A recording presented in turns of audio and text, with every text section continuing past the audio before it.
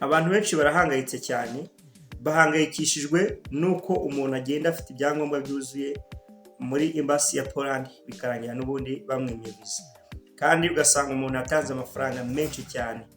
Rero ikibitera ni iki? Ese iyo bamaze kwima visa ubundi wakora iki nyuma yo kugira ngo imwe visa? Ese amafaranga yawe biba birangiye gutyo cyangwa hari ubundi buryo bwo kuyagaruza? Byose nibyo tugiye kureba muri iyi video.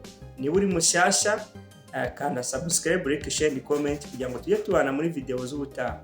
Iyi channel ni channel ivuga ku bintu byo kujya hanze, gukora hanze ndetse no kwiganze no gutembera muri rusange.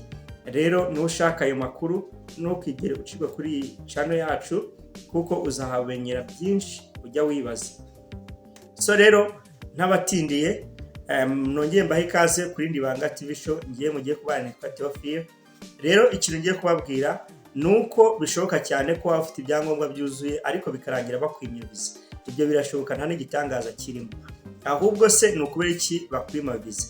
Ese ni ukubera iki iyo ufite ibyangombwa byuzuye usanga n'ubundi usa naho waruhiye ubusa? Ese ni iki ushobora gukora? Rero ni ukuvuga ngo hari ibisabwa kugira ngo ujye gusaba visa. Ni ukuvuga ngo ibisabwa niba ugiye gusaba visa yo gukora, ugomba kuba ufite work permit, ufite contract y'akazi, ufite guarantee letter, ufite accommodation, ufite offer letter, ufite n'izindi supporting documents, harimo bank statement, harimo criminal record, harimo amafoto abiri ya passport, harimo ibihumbi 100 cyangwa se amadolari 100 yo kwishyura visa fee, ufite n'icyo bita visa application, ufite n'icyo bita appointment. Ibyo byose nibyo witwaza ugiye. Ubwo ikindi ugomba kuba ufite muri ibyo, ugomba kuba ufite icyo bita insurance. Insurance ni ikintu cy'agaciro cyane ku muntu ugiye gusaba visa ya Poland. Ikindi ugomba kuba ufite yellow fever. Byose urabitegura neza ukabitwara, kandi ukabitwara biri full package.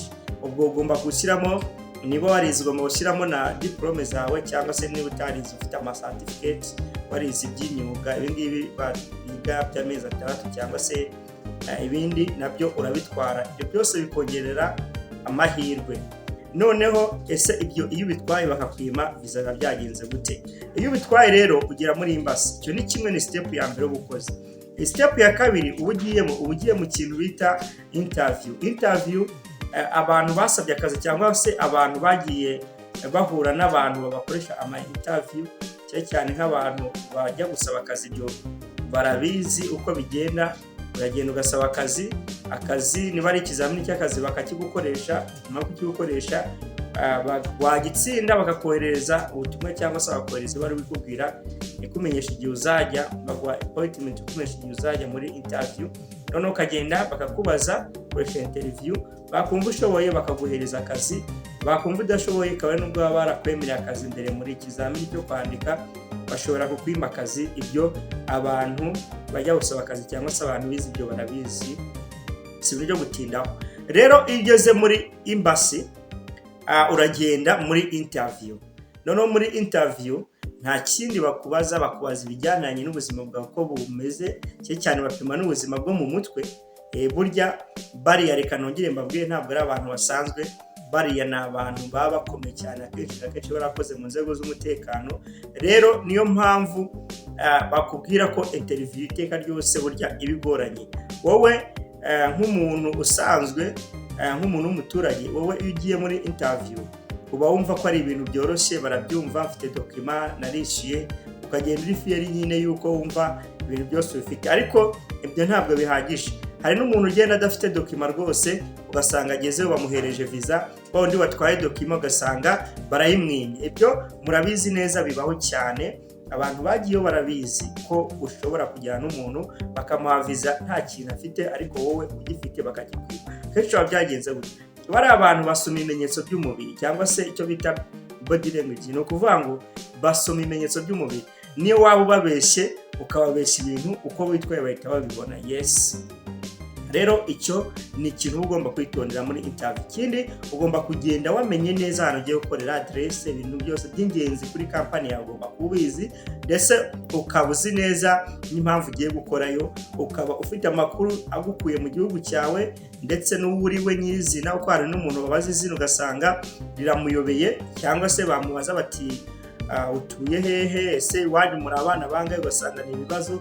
Ubwo ibyo byose rero urabiteguye, kuko iyo ujijinganyije cyangwa se ugasanga hari ibintu ugenda wivuguruza uvuga ibintu bisubiramo, ibyo biguha amahirwe menshi yo kuba wakwima viza, kuko barareba bakavuga ati uyu muntu arabeshya, uyu muntu ntabwo ibyo atubwira ari byo, kuko yinyuraguramo kandi bigaragare ko abeshya rwose. Icyo ni kimwe. Ikindi ni ukuvuga ngo iyo umaze gutunganya ibyo byose nkubwiye, hari igihe bakwima viza.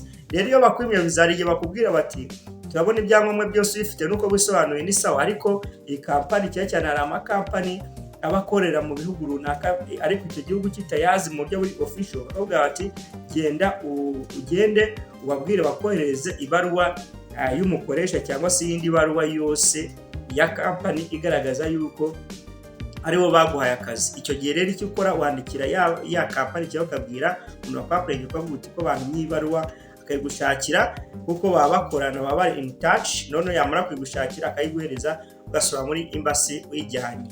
Rero ikindi cya kabiri, hari igihe bakubaza nk'ibintu bavuga bati se ugiye gukora, yego nibyo uzahembwa, ariko ibyo ntabwo bihagije, ese uramutse ugize ikibazo bizagenda gute? Icyo gihe baba bakubwira icyo bita financial means, icyo bita bank statement, cyangwa se ugaragaze uko ushobora kuzabaho mu gihe uhuye n'ikibazo ugeze hariya.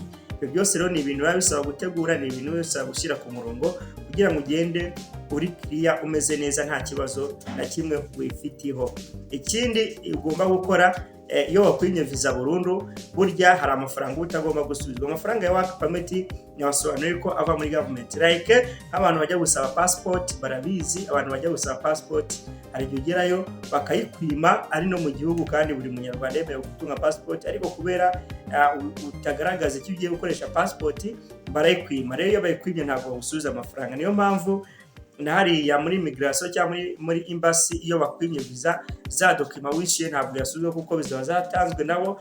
Ntabwo rero ikosa bari iryabo, ahubwo akenshi kuko umuntu ushaka viza bari uri mu makosa cyane barayikwima kandi ntabwo bagusubiza amafaranga. Na ya work permit uyihombye biba birangiye, invitation uyihombye, admission uyihombye, amafaranga bagusubiza ni ya mafaranga uba warahaye kampani ashobora gusubizwa, kandi ayo mafaranga nayahe warishyuye nka deposit mu gihe ugiye kwiga, warishyuye wenda ibindi bintu nka insurance. Iyo wishyuye Polande ntabwo yasubizwa, ariko iyo wishyuye hano mu gihugu urayasubizwa, kuko na mbere yo kugira ngo baguhe insurance kuri UAB company, kuko anariho abantu bajya gusaba viza muri Poland, ariho banyura kugira ngo babahe viza. Iyo insurance uragenda bakayagusubiza, ubwo ayo niyo mafaranga ushobora gusubizwa yonyine. Rero nuko gahunda ziba zimeze.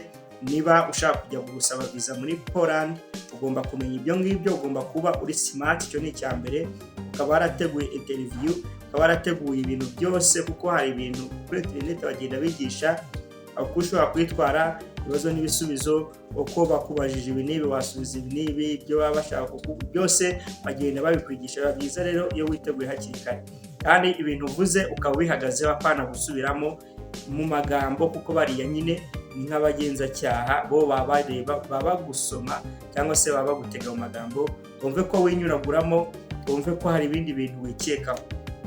Rero ikindi gishobora gutuma bakwima viza iyo wafunzwe, yeze kwabwira criminal record, iyo wafunzwe bakwima viza, cyangwa se udafite ubuzima bwiza, aricyo bita medical check up, iyo ufite indwara zidakira ntabwo bashobora kuguha viza.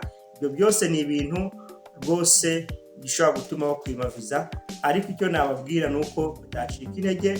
Hari igihe bakwima viza bakurenganyije, nkuko n'ibindi byose mu buzima usanga abantu barenganywa, ariko uko ugerageje ukomeje ibintu bigenda bicamo. Rero nta mpamvu yo gucika intege, kandi ujye mukora ibintu mushishoje, mwabanza gushishoza, kugira ngo ejo n'ejo bundi mutazagera hagati mukicuza muti iyo menya. Imana y'amahoro rero ibandindire, mukomeze mugubwe neza, ni kumwe. Ciao, see you.